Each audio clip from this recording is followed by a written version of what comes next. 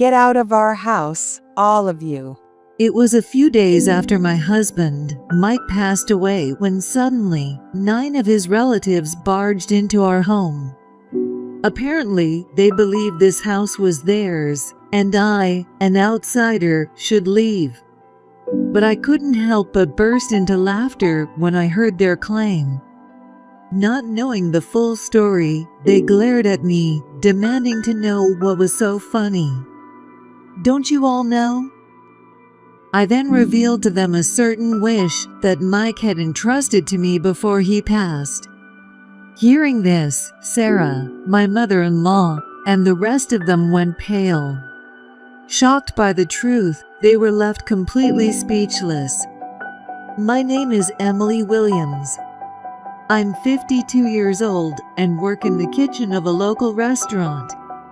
Emily, can you stay late today? Hey, come on, you know Emily can't work overtime right now. That's right. She has to visit her husband in the hospital, remember? We all agreed we'd cover for her until he's discharged. Oh, that's right. Sorry about that, Emily. You can head out on time today. Our restaurant is one of the most popular places in town. Cheap, delicious, and huge portions. Because of that, there's always a long line of customers every day. I used to happily take on overtime, but recently, my husband Mike was diagnosed with cancer and is now in the hospital. So, I've been leaving work right on time to visit him. Mike is 2 years older than me at 54. We've been married for 30 years, and this is the first time he's faced such a serious illness. Although it was discovered during a routine checkup, the cancer had already spread to several places, and after the diagnosis, his health rapidly declined. I'm so pathetic. Working from home all the time drains my strength. He works from home as an interior coordinator. Since he worked as a freelancer, he was able to handle all his tasks with just one laptop. Thanks to that, Mike took care of most of the housework, leaving me free to work from morning till night. However, after he collapsed from cancer, I had to ask my workplace for a favor and change my work hours. I go to work early in the morning and leave before the busiest times. I want to take care of him as much as possible. That's why I asked everyone for help, and now here we are. I'm so sorry for all the trouble I'm causing everyone. What are you talking about? If you keep looking that down, your husband's going to worry when you visit him. Yeah, go see him with a smile and take good care of him. If things get rough, the manager can handle both the front and the kitchen if he has to. Hey, what am I, some kind of superhero now? My coworkers all laughed, full of good spirits. When I first asked for help, no one hesitated or made a face. In fact, they were the ones who suggested I leave early every day. Even the manager, despite how it might affect the business, adjusted the schedule just for me. I'm so lucky to work in such an amazing place. When life settles down, I'll definitely repay everyone for their kindness. With that thought, I thanked everyone and clocked out. I quickly got ready and rushed to the hospital. Hi, Emily. Perfect timing. The doctor's with your husband right now. As soon as I arrived, the nurse greeted me warmly. I hurried to Mike's room to find him talking with the doctor. Hi, Emily. Glad you could join us. Oh, you're done with work? Mike, 2 years my senior. He was always mistaken for being younger than me due to his baby face. But ever since the cancer, he's aged dramatically. Now, he looks his age, or maybe even older. The energy has faded from his face, and even his smile is weak. At first, he would smile and say, "I won't let this illness beat me." full of energy. But the body doesn't lie. Contrary to his words, he's been getting weaker and weaker. I was just telling your husband about the progression of his illness. How is his condition? I'll explain it myself, doctor. Mike interrupted, cutting off the doctor before he could speak. At that moment, a sense of dread washed over me. The doctor, seeming to understand, nodded, bowed his head, and quietly left the room. Emily, how long have we been married? Mike suddenly murmured, gazing out the window. Worried more about his condition than his question, I hesitantly replied, "It's been 30 years. 30 years, huh? It felt like a long time, but looking back now, it went by in the blink of an eye. Don't say that. It sounds like you're giving up." Another 6 months. Mike muttered as he reminisced about the past. The way he spoke made it sound like he had accepted the end of his life, so I hurried to stop him from continuing. But he continued, turning his gaze away from me. I've got 6 months left at most, probably less. I know my own body better than anyone. He smiled faintly, lowering his head. And in that moment, my worst fears were confirmed. Tears welled up in my eyes. Sorry, I promised you when we got married that I'd never make you cry. Noticing my tears, Mike lifted his head and gave a troubled smile, gently wiping them away with his fingers. But I could see tears forming in his eyes too, which only made me cry harder. I couldn't hold back the sobs that escaped me. When I get to the other side, I'll have to apologize to your parents. Sorry for making your daughter cry, I'll say. Stop it. Life without him, it would be unbearably lonely. We used to joke about wanting to go together when the time came, so we'd never have to face life alone. But hearing him speak as if he'd already given up on living made me furious. Don't talk like it's over. You don't know that for sure. Emily. It's not set in stone yet. Medicine has come so far, and if we look for a different hospital, there might still be a chance. I'm not going to make it. As I desperately shouted, trying to reject reality, Mike gently held my hand and continued softly. I'm going to be gone soon. No, I can't accept that. I won't. I want to do everything I need to before I go, and I want to spend every last moment with you.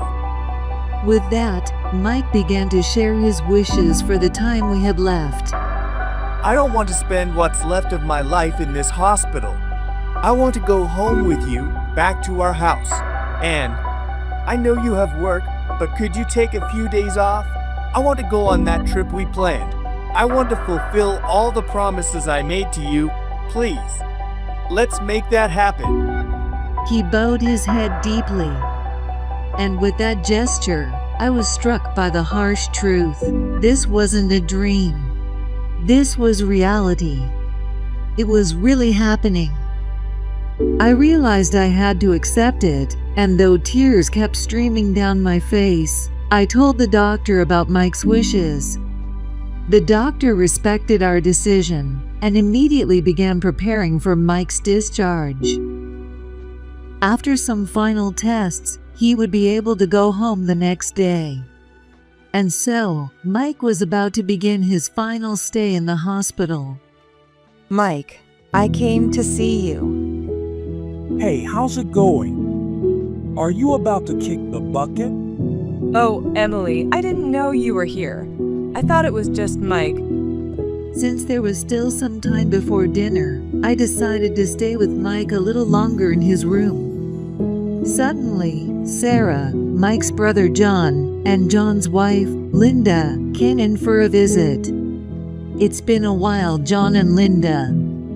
John, Mike's older brother, is 55, just 1 year older than him. He works in construction, though his habit of slacking off has left him without any real position, even at 55. He's just going through the motions at work. His wife, Linda, is 34, young and quite pretty.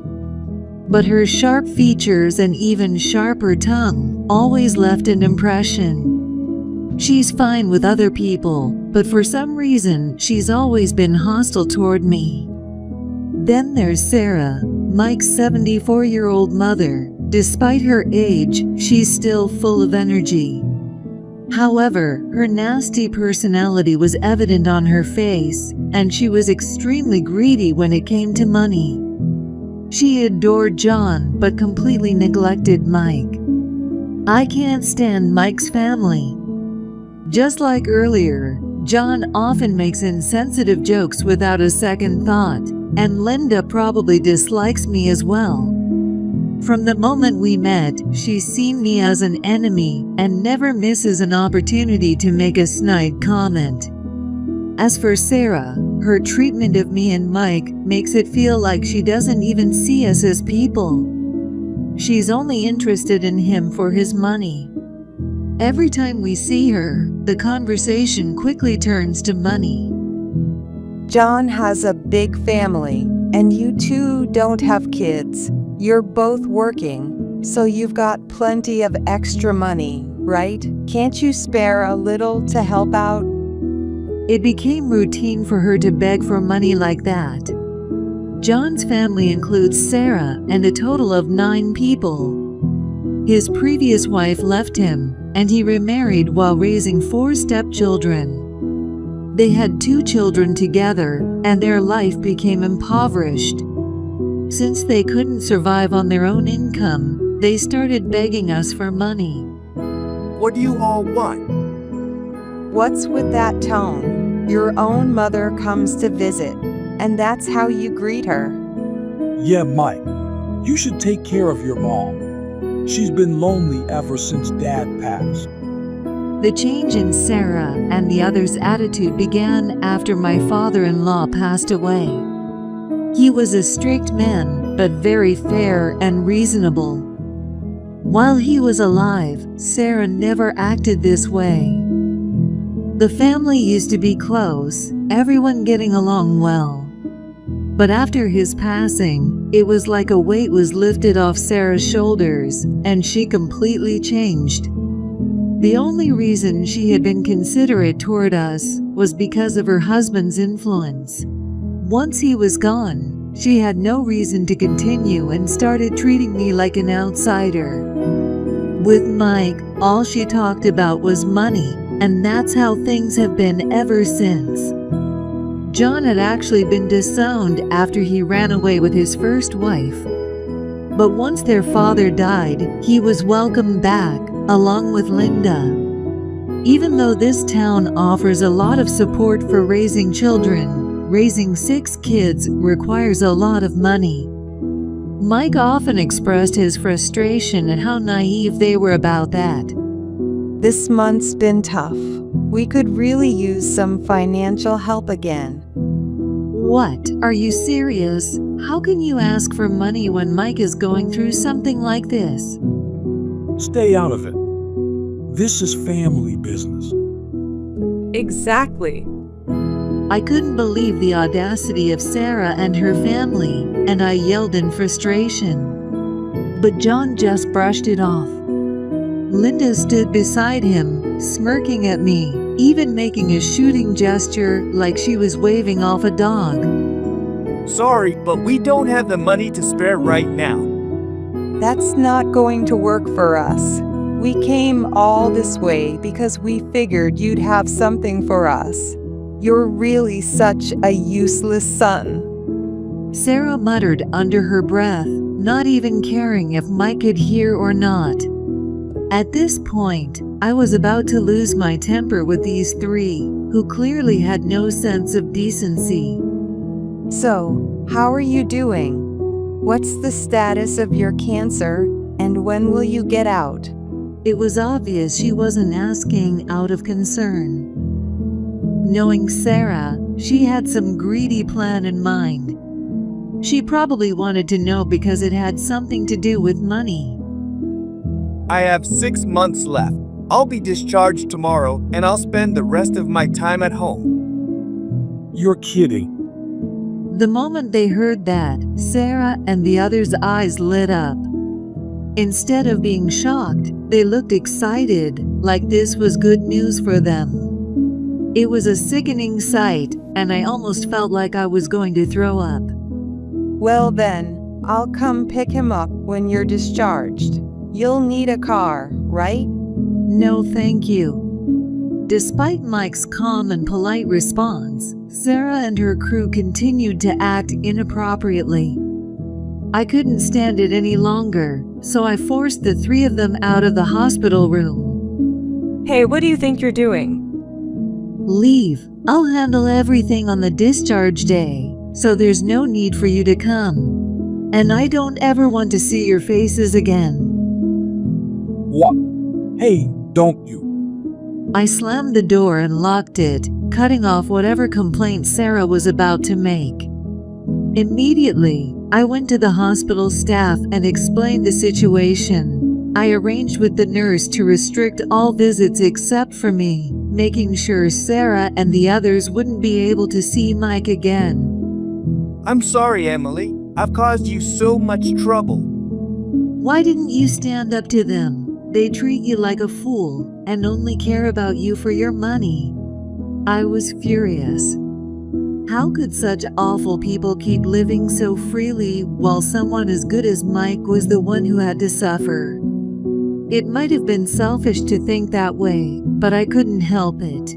I needed to let out my frustration. I didn't want to face the reality that Mike, someone I loved so deeply, was going to leave me. I didn't want to put any extra strain on myself by arguing with them, but it made me happy that you stood up for me like that. That's why I have one last favor to ask you. A favor? Then Mike entrusted me with something. What he told me was so shocking that I couldn't hide my surprise. But he was completely serious. Mike looked me in the eye and made sure I understood. This will be the first and last thing I ever ask you. I understand. With that, I took on the responsibility Mike entrusted to me, and that day I went home. The next day, before Sarah and the others could arrive, I quietly got Mike discharged. Though we were home, I knew Sarah would show up soon. I had to find a way to keep her and her family away from Mike. I made a slight change to Mike's original plan. Instead of staying at home, I arranged for us to stay at my friend's vacation house for a while. I'll miss being at home a bit, but as long as I'm with you, it doesn't matter where we are. Mike said with a shy smile, making me blush. After explaining the situation to my workplace, I took a long leave of absence. I wanted to spend every last moment by Mike's side. Thanks to the support of our friends, Mike was able to spend his remaining days in peace. 6 months later, he passed away quietly in his bed. At his funeral, Sarah and her family showed up. I braced myself for some kind of confrontation, but instead, they just smiled, looking at me with strange, almost creepy expressions. The sight of their grins sent a chill down my spine. What was that about? I soon found out exactly what their smiles meant.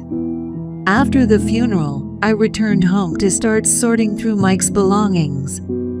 The doorbell rang, and when I opened it, there were Sarah and John standing at my doorstep, loaded with luggage.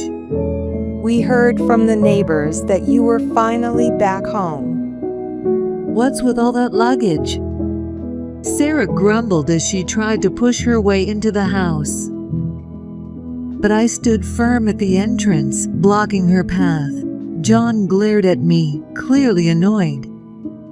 What are you doing? Move out of the way. I'm not moving.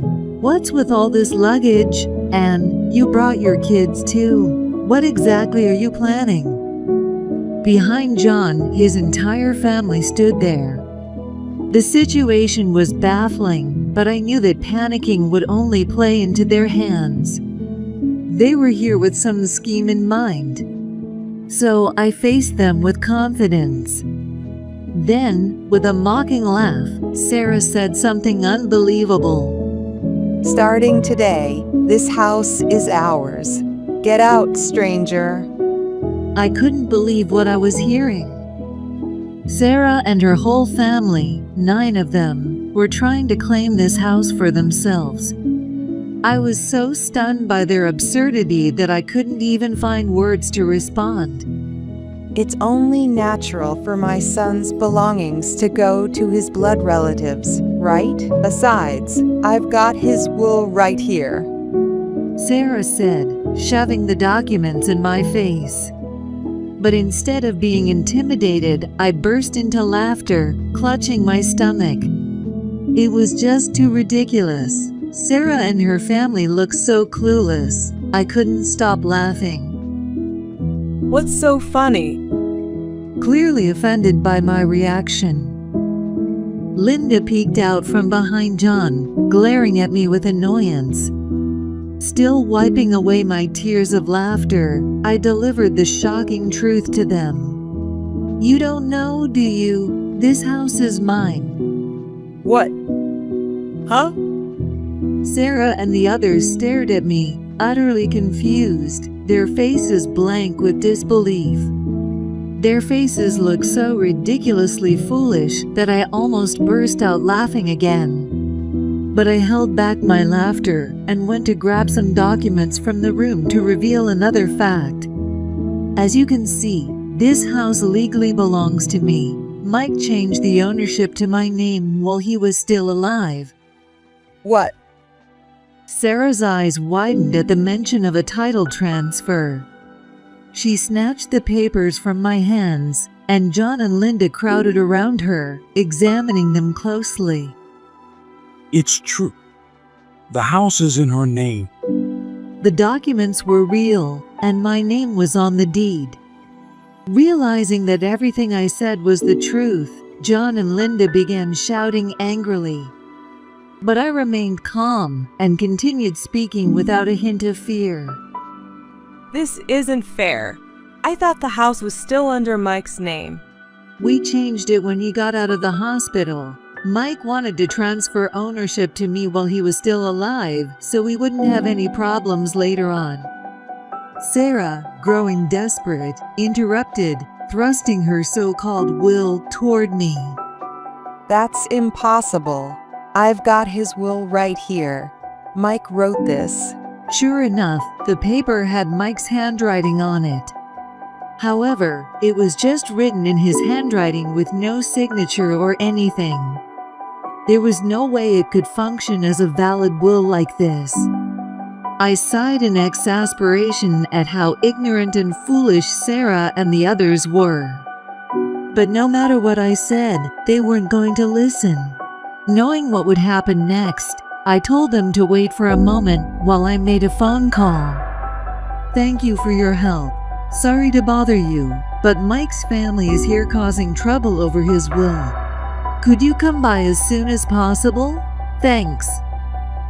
Who were you just talking to? Since I suddenly started making a phone call, John looked at me with a puzzled expression. Without offering much explanation, I told them to come inside. I led Sarah, John, and Linda to the sofa and instructed the kids to entertain themselves. Not long after, the doorbell rang, and I went to greet our guest. I invited him straight into the living room. Sorry for the delay. As the man in the suit stepped inside, John and the others immediately bristled with suspicion. They glared at him with hostile eyes. Not at all. I'm sorry for calling you on such short notice.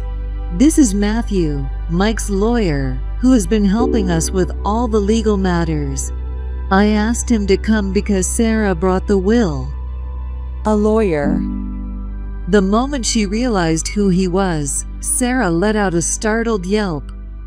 We were introduced to him through my friend, who had lent us a vacation home, and we explained the situation. Since he was a young lawyer, only 30 years old, both Mike and I were initially concerned. However, our friend told us he was quick-witted and very skilled at handling family disputes. After meeting Matthew in person, we were convinced. He was someone we could trust with this. We explained everything to Matthew, from Mike's estate to the conflict with his family, and he became our official legal representative. It was clear that Sarah and the others had no idea Mike had hired a lawyer. They looked completely stunned, like they hadn't been told anything. John and Linda were just as wide-eyed, speechless at the revelation. Allow me to introduce myself again. I'm Matthew Jameson, Mike's attorney. I'm here to discuss some matters related to his estate. For the sake of transparency, I'll be recording this conversation as it will serve as evidence. In contrast to John, who had long, messy hair and a flashy appearance, Matthew had neatly trimmed short hair. He wore glasses to soften his sharp gaze and had a very clean, professional look. Sarah, seemingly forgetting her position, gazed at Matthew with admiration. He bowed respectfully to her. Sarah, along with John and Linda, returned his gesture, suddenly very polite. When she saw his business card and lawyer's badge, Sarah straightened up, realizing he was indeed a real attorney. John and Linda also straightened their posture, looking tense and serious. I sat down on the sofa next to Matthew, and our conversation began. Matthew smoothly activated the voice recorder, and the discussion began. Sarah, you mentioned you had a will. May I take a look at it? Matthew asked calmly. His steady tone seemed to unsettle Sarah, whose hands trembled slightly as she handed over the document. They were probably thinking that without someone to back them up, they might not get their share of the inheritance. That thought must have crossed their minds. There was no way they could out-talk a professional lawyer. They seemed terribly anxious, worried that things might turn against them. But Matthew silently examined the will that Sarah had handed him. After reading it over, he glanced at me and gave a small nod. Thank you. I'll return this to you now. Matthew handed the will back to Sarah with a polite smile. Perhaps his demeanor made them even more uneasy as they began questioning whether the will was legitimate. It was Mike's will, right? Yes, this does appear to be Mike's will. See? This means the house is ours now. Sarah said, suddenly gaining confidence.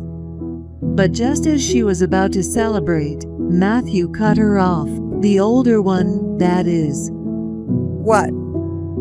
Sarah's face scrunched up in confusion, as if she hadn't heard him correctly.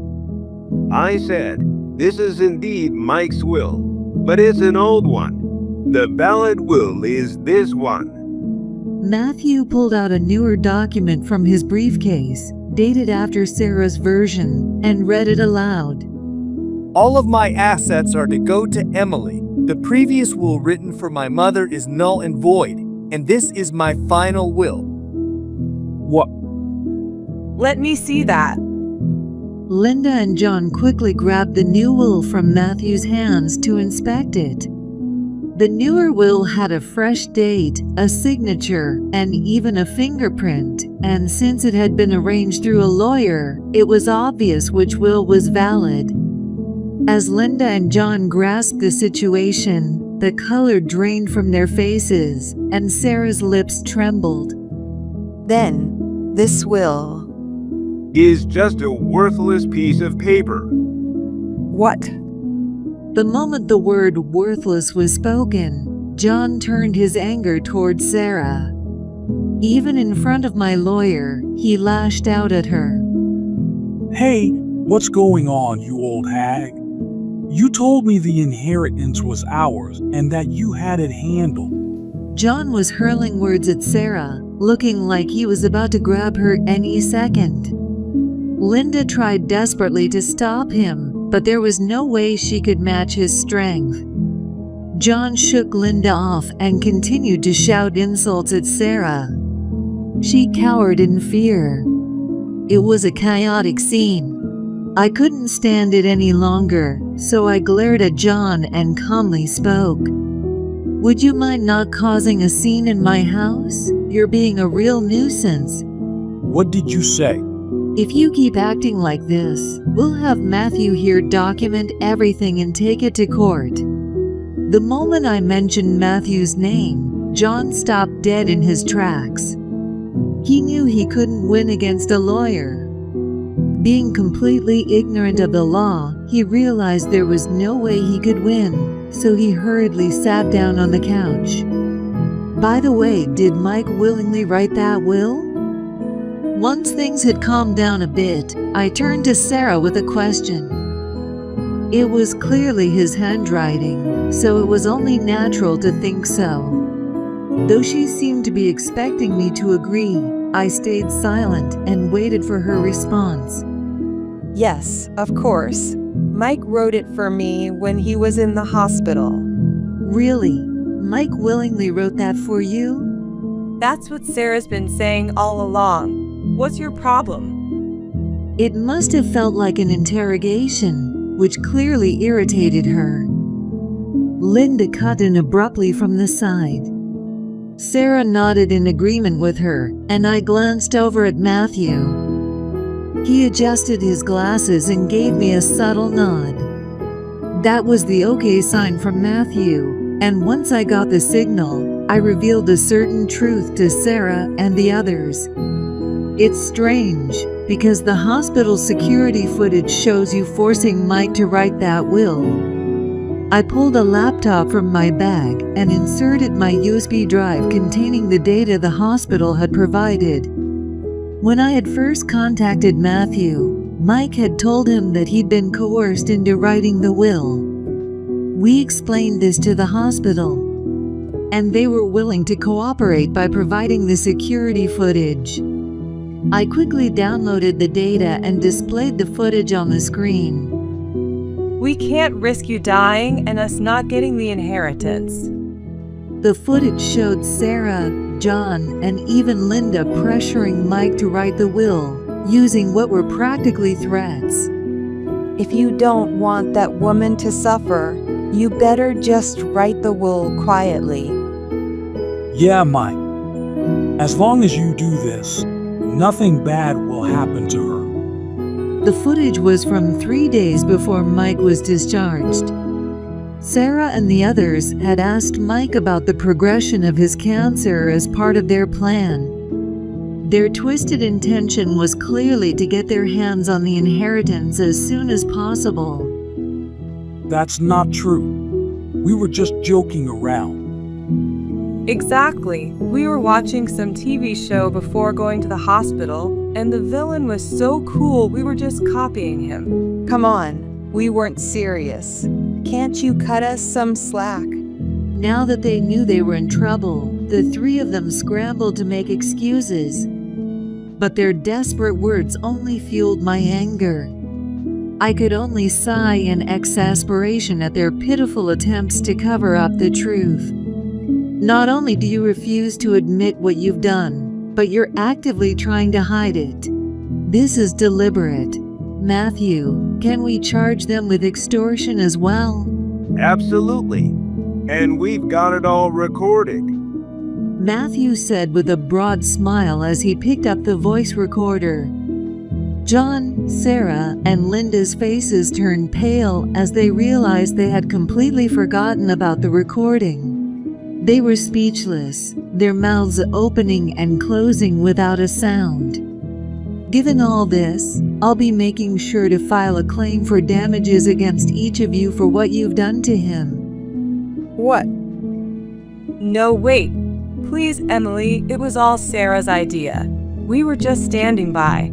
I never told him to write anything. Linda frantically tried to distance herself from responsibility. Her words triggered a new argument between Sarah and John. You all agreed to pressure him into writing the will. You're the one who said you could handle it, Mom. We didn't do anything but stand by. You were threatening Mike to hurry up and sign it.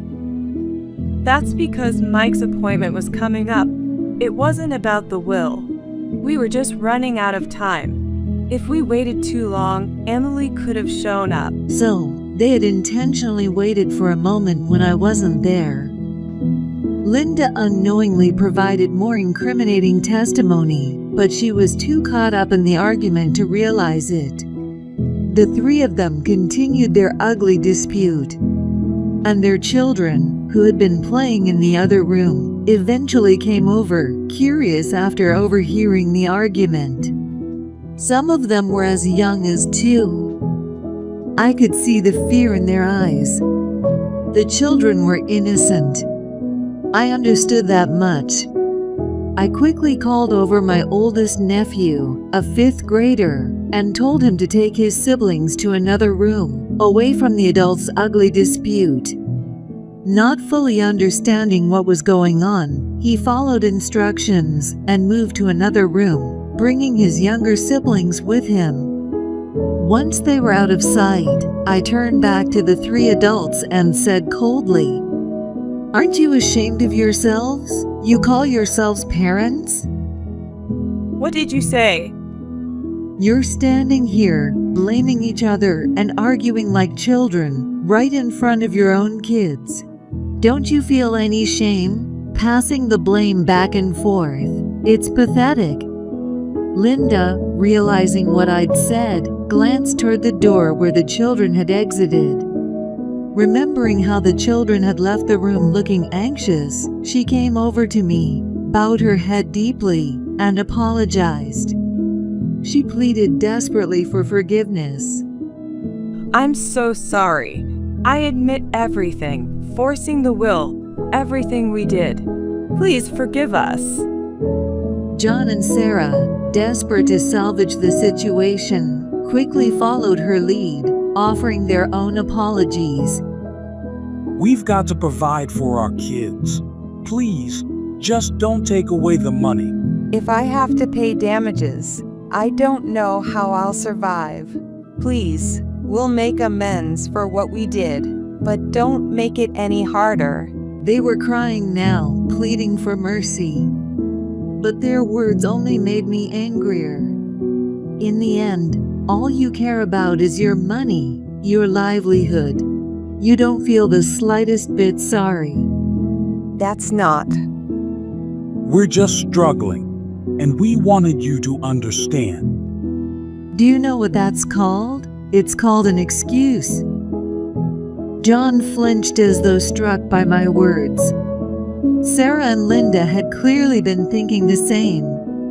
They were scrambling to apologize, though I wasn't about to let them off the hook. Before they could speak, I cut them off. It doesn't matter how many times you apologize, I'm not forgiving you. If you're worried about your children, then you'll have to work harder to make things right. If you hadn't done this to Mike in the first place, none of this would be happening. It's all your fault, so why should I have to forgive you? Doesn't that sound ridiculous to you? Their silence was enough. Now that you understand, leave. This house is full of precious memories, and I have no intention of sharing it with any of you. Please, Emily, forgive us. We were wrong. Please, Emily, I beg you. They desperately pleaded for forgiveness, but I coldly told them that if they said any more, I'd call the police. Realizing that getting the police involved would be a disaster. The 3 of them hurriedly gathered their children and belongings and left my house. Matthew and I watched them go, our eyes cold and unyielding. Once they were gone, we quickly locked the door behind them. Finally, it was over, and together with Matthew, I let out a sigh of relief. After that, I immediately asked Matthew to proceed with the process of filing the claim for damages. He had already prepared everything, so the process went smoothly. We filed a claim against the three of them for extorting Mike to write the will, totaling $30,000. When they realized they couldn't afford to pay, they tried to negotiate, but I refused to compromise. "You'll pay every penny." Since I didn't agree to any deals, their lives took a drastic turn. Sarah now had to take care of all 6 grandkids on her own, from morning until night. John and Linda worked nonstop, struggling to make ends meet. They sold their house and moved into a cramped apartment with all 9 of them. They did manage to pay off the damages, but their financial situation remained dire, and it looked like that lifestyle would continue until their youngest child turned 18. In the end, I successfully severed ties with them for good. Even after sorting through Mike's belongings, I continued to live in our house.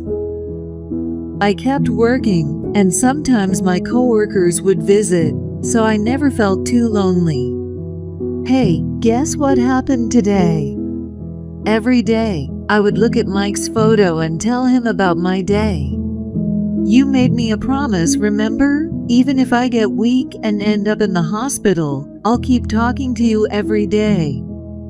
That day, Mike made one last request to me. It was to speak to him every day.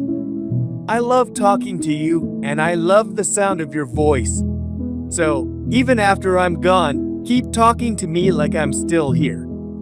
Those were Mike's last words before he passed away. And so, every day, until the day I join him, I'll keep that promise.